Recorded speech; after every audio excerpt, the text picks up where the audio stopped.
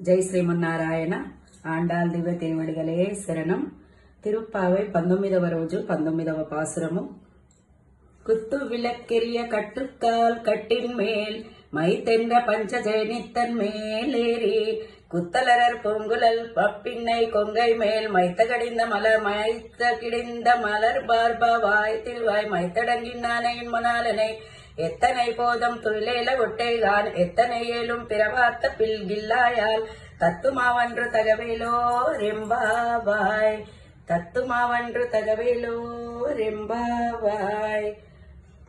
ஜெய் ஸ்ரீமன்னாராயண ஆண்டாள் திவ்ய திருவடிகளே சரணம்.